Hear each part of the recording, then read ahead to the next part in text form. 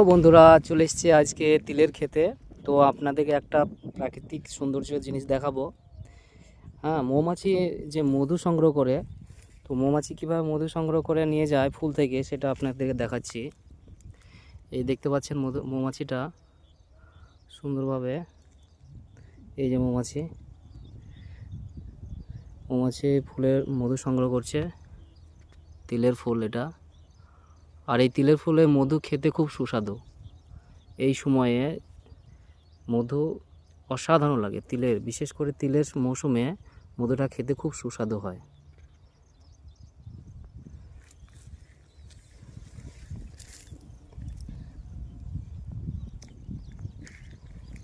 দেখতে পাচ্ছেন, আপনারা ভালো করে দেখানোর চেষ্টা করি।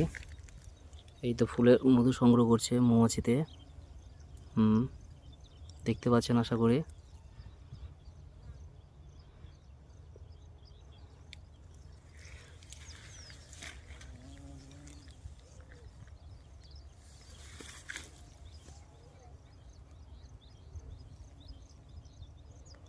প্রচুর প্রচুর মৌমাছি এই ক্ষেতে পরিপূর্ণ, একদম মৌমাছিতে পরিপূর্ণ হয়ে আছে।